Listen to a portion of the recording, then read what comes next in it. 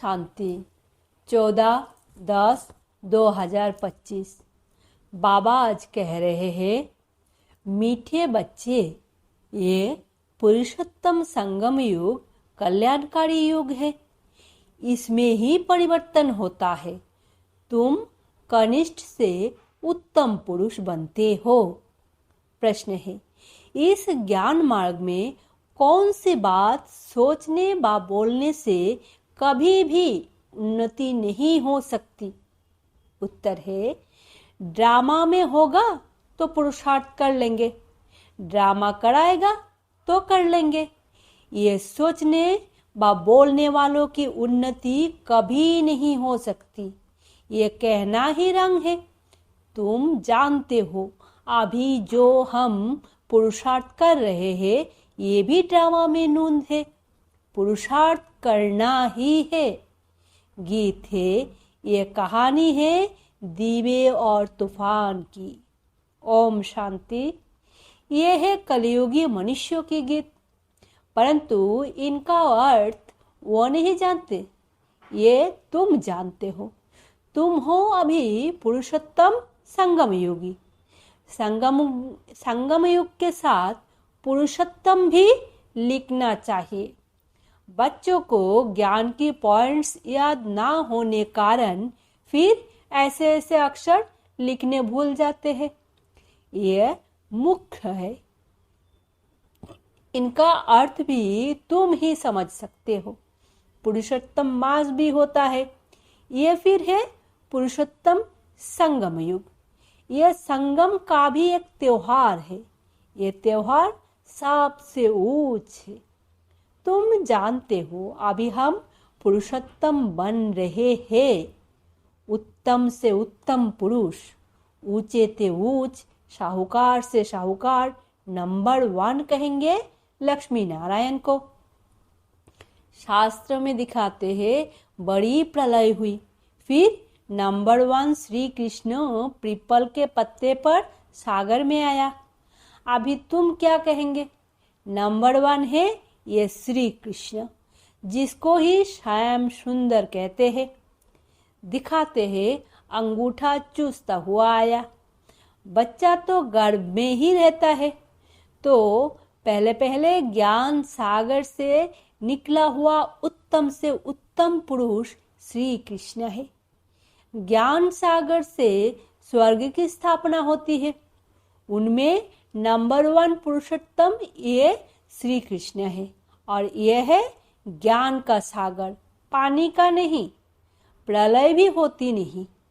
कोई बच्चे नए नए आते हैं तो बाप को फिर पुरानी पॉइंट्स रिपीट करनी पड़ती है।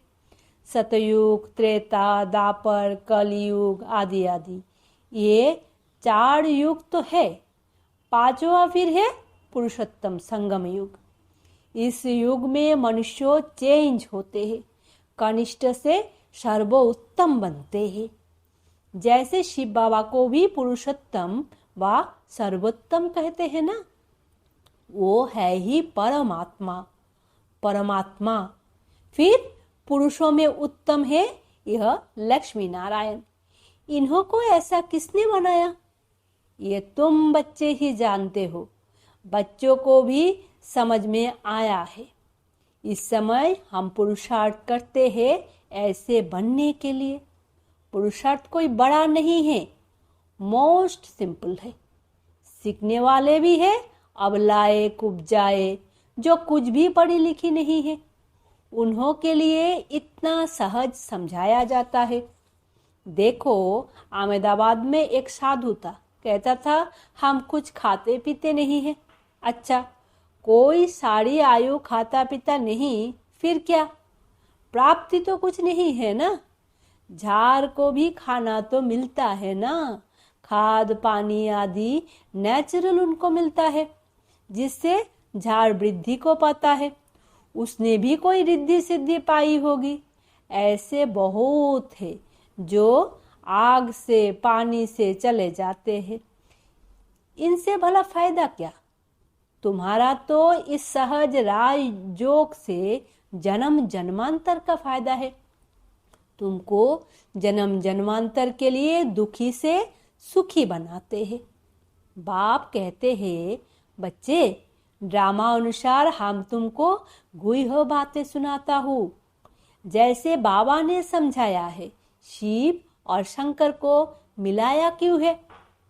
शंकर का तो इस सृष्टि में पार्ट ही नहीं है। शिव का, ब्रह्मा का, विष्णु का पार्ट है। ब्रह्मा और विष्णु का ऑल राउंड पार्ट है। शिव बाबा का भी इस समय पार्ट है, जो आकर ज्ञान देते हैं, फिर निर्वाण धाम में चले जाते हैं।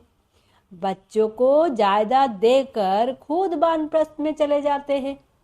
वानप्रस्थी बनना अर्थात गुरु द्वारा वाणी से पढ़े जाने का पुरुषार्थ करना। परंतु आप इस तो कोई जा नहीं सकते, क्योंकि विकारी भ्रष्टाचारी है। विकार से जन्म तो सबका होता है। ये लक्ष्मी नारायण निर्विकारी है, उन्हों का विकार से जन्म नहीं होता है, इसीलिए श्रेष्ठाचारी कहलाए जाते हैं। कुमारियां भी निर्विकारी है, इसीलिए उनके आगे माथा टेकते हैं। तो बाबा ने समझाया है कि यहाँ शंकर का कोई पार्ट नहीं है। बाकी प्रजापिता ब्रह्मा तो जरूर प्रजा का पिता हुआ ना। शिव बाबा को तो आत्माओं को पिता कहेंगे, वो है अविनाशी पिता। यह गुह्य बातें अच्छी रीति धारण करनी है। जो बड़े बड़े फिलोसोफर होते हैं उनको बहुत टाइटल मिलते हैं। श्री श्री 108 का टाइटल भी विद्वानों को मिलते हैं। बनारस के कॉलेज के पास कर टाइटल ले आते हैं। बाबा ने गुप्ता जी को इसीलिए बनारस भेजा था कि उन्हों को जाकर समझाओ कि बाप का भी टाइटल अपने ऊपर रख बैठे हो। बाप को श्री श्री 108 जगत गुरु कहा जाता है। माला ही 108 की होती है। 8 रत्नों गाए जाते हैं, वो पास विथ ऑनर होते हैं, इसीलिए उनको जपते हैं। फिर उनसे कम 108 की पूजा करते हैं। यज्ञ जब रचते हैं तो कोई 1000 शालिग्राम बनाते हैं, कोई 10,000, कोई 50,000, कोई लाख भी बनाते हैं। मिट्टी के बनाकर फिर यज्ञ रचते हैं। जैसा जैसा सेट अच्छे से अच्छा बड़े सेट होगा तो लाख बनाएंगे। बाप ने समझाया है, माला तो बड़ी है ना, 16,108 की माला बनाते हैं। यो तुम बच्चों को बाप बैठ समझाते हैं। तुम अभी भारत की सेवा कर रहे हो बाप के साथ। बाप की पूजा होती है तो बच्चों को भी पूजा होनी चाहिए। ये नहीं जानते कि रुद्र पूजा क्यों होती है। बच्चों तो सब शिव बाबा के हैं। इस समय सृष्टि की कितनी आदमशुमारी है, इसमें सब आत्माएं शिव बाबा के बच्चे ठहरे ना, परंतु मददगार सब नहीं होते। इस समय तुम जितना याद करते हो उतना ऊज बनते हो, पूजन लायक बनते हो। ऐसे और कोई की ताकत नहीं जो ये बात समझाए। इसीलिए कह देते ईश्वर का अंत कोई नहीं जानते। बाप ही आकर समझाते हैं। बाप को ज्ञान का सागर कहा जाता है, तो जरूर ज्ञान देंगे ना। प्रेरणा की तो बात होती नहीं। भगवान कोई प्रेरणा से समझाते हैं क्या? तुम जानते हो उनके पास सृष्टि के आदि मध्य अंत का ज्ञान है, वो फिर तुम बच्चों को सुनाते हैं। ये तो निश्चय है। निश्चय होते हुए भी फिर भी बाप को भूल जाते हैं। बाप की याद ये है पढ़ाई का तंत्र। याद की यात्रा से कर्मातीत अवस्था को पाने में मेहनत लगती है। इसमें ही माया के विघ्न आते हैं। पढ़ाई में इतने विघ्न नहीं आते। अब शंकर के लिए कहते हैं, शंकर आँख खुलते हैं तो विनाश होता है। यह कहना भी ठीक नहीं है। बाप कहते हैं, ना मैं विनाश कराता हूँ ना वो करते हैं, यह रंग है। देवताएं थोड़े ही पाप करेंगे। अब शिव बाबा बैठ यह बातें समझाते हैं। आत्मा का यह शरीर है रथ। हर एक आत्मा की अपने रथ पर सवारी है। बाप कहते हैं मैं इनका लोन लेता हूँ, इसलिए मेरा दिव्य अलौकिक जन्म कहा जाता है। अभी तुम्हारी बुद्धि में है 84 का चक्र है। जानते हो अभी हम घर जाते हैं, फिर स्वर्ग में आएंगे। बाबा बहुत सहज करके समझाते हैं, इसमें हार्ट फेल नहीं होना है। कहते हैं बाबा हम पढ़े लिखे नहीं हैं, मुख से कुछ निकलता नहीं, परंतु ऐसा तो होता नहीं, मुख तो जरूर चलता ही है। खाना खाते हो मुख चलता है ना, वाणी ना निकले ये तो हो नहीं सकता। बाबा ने बहुत सिंपल समझाया है। कोई मौन में रहते हैं तो भी ऊपर में इशारा देते हैं कि उनको याद करो। दुख हरता सुख करता वो एक ही दाता है। भक्ति मार्ग में भी दाता है, तो इस समय मैं भी दाता है। फिर वानप्रस्थ में ही शांति। भक्ति मार्ग में भी दाता है, तो इस समय में भी दाता है। फिर वानप्रस्थ में तो है ही शांति। बच्चे भी शांति धाम में रहते हैं। पार्ट नूंधा हुआ है जो एक्ट में आता है। अभी हमारा पार्ट है विश्व को नया बनाना। उनका नाम बड़ा अच्छा है, हेवनली गॉड फादर। बाप रचयिता है स्वर्ग का, बाप नर्क थोड़े ही रचेंगे। पुरानी दुनिया कोई रचते हैं क्या? मकान हमेशा नया बनाया जाता है। शिव बाबा नई दुनिया रचते हैं ब्रह्मा द्वारा। इनको पार्ट मिला हुआ है। यहाँ पुरानी दुनिया में जो भी मनुष्य है सब एक दो को दुख देते रहते हैं। तुम जानते हो हम हैं शिव बाबा की संतान। फिर शरीरधारी प्रजापिता ब्रह्मा के बच्चे हो गए एडॉप्टेड। हमको ज्ञान सुनाने वाला है शिव बाबा रचयिता, जो अपनी रचना के आदि मध्य अंत का ज्ञान सुनाते हैं। तुम्हारी एम ऑब्जेक्ट ही है इहो बनना। मनुष्य देखो कितना खर्चा कर मार्बल आदि की मूर्तियां बनाते हैं। ये है ईश्वरीय विश्वविद्यालय, वर्ल्ड यूनिवर्सिटी। सारी यूनिवर्स को चेंज किया जाता है। उन्हों के जो भी कैरेक्टर से सब आसुरी, आदि मध्य अंत दुख देने वाला है। ये है ईश्वरीय यूनिवर्सिटी।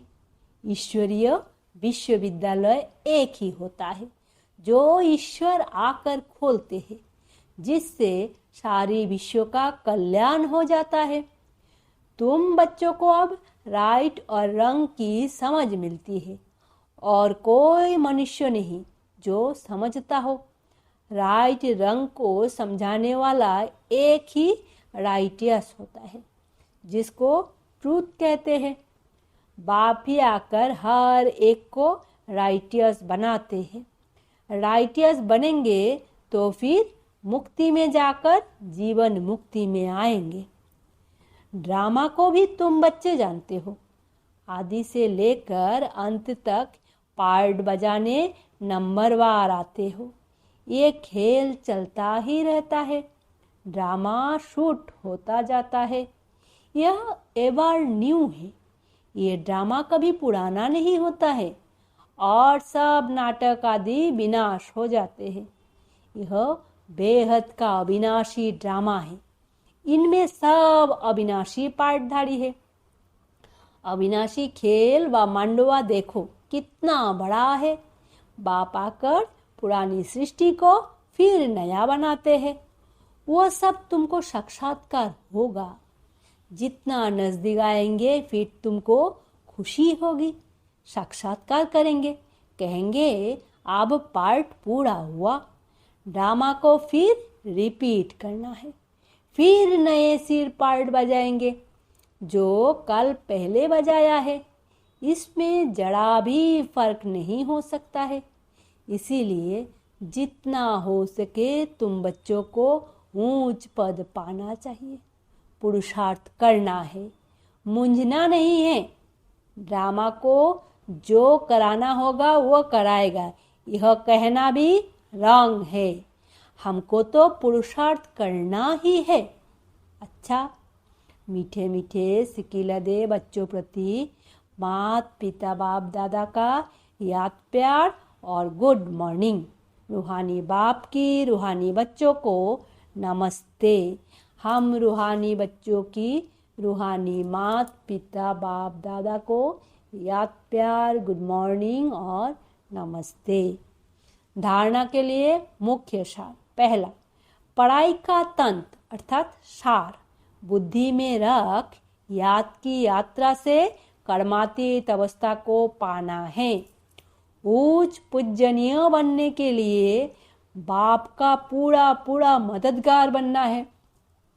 दूसरा, सत्य बाप द्वारा राइट रंग की जो समझ मिली है उससे राइटियस बन जीवन बंध से छूटना है। मुक्ति और जीवन मुक्ति का वर्षा लेना है।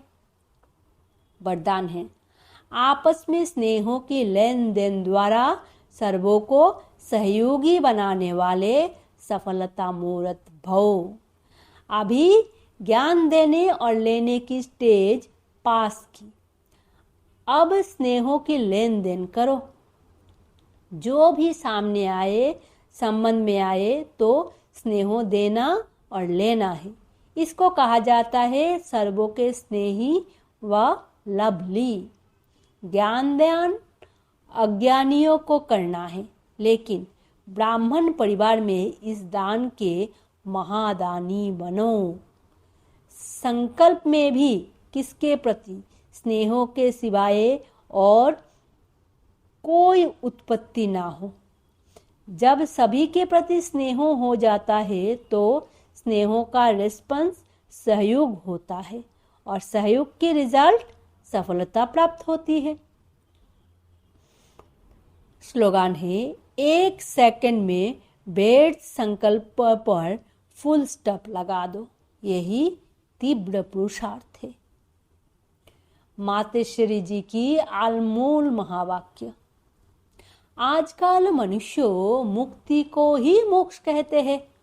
वो ऐसे समझते हैं जो मुक्ति पाते हैं वो जन्म मरण से छूट जाते हैं। वो लोग तो जन्म मरण में ना आना इसको ही उच्च पद समझते हैं, वही प्रारब्ध मानते हैं। जीवन मुक्ति फिर उसको समझते हैं जो जीवन में रहकर अच्छा कर्म करते हैं। जैसे धर्मात्मा लोग हैं, उन्हों को जीवन मुक्त समझते हैं। बाकी कर्म बंधन से मुक्त हो जाना वो तो कोटों में से कोई बिरला ही समझते हैं। अब ये है उन्हों की अपनी मत, लेकिन हम तो परमात्मा द्वारा जान चुके हैं कि जब तक मनुष्य पहले विकारी कर्म बंधन से मुक्त नहीं हुआ है तब तक आदि मध्य अंत दुख से छूट नहीं सकेंगे। तो इससे छूटना ये भी एक स्टेज है।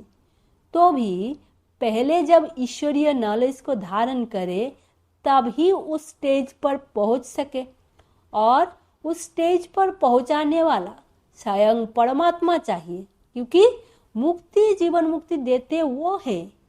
वो भी एक ही समय आए सबको मुक्ति जीवन मुक्ति दे देते हैं। बाकी परमात्मा कोई अनेक बार नहीं आते, और ना कि ऐसा समझो कि परमात्मा ही सब अवतार धारण करते हैं।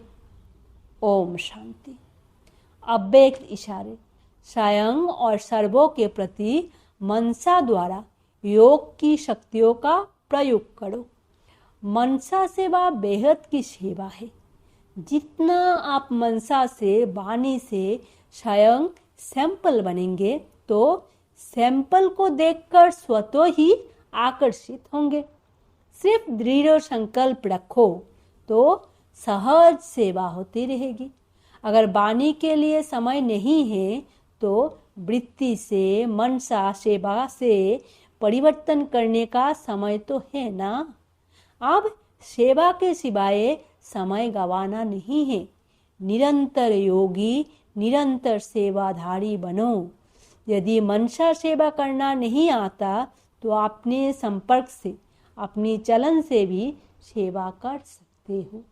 ओम शांति। शुक्रिया बाबा।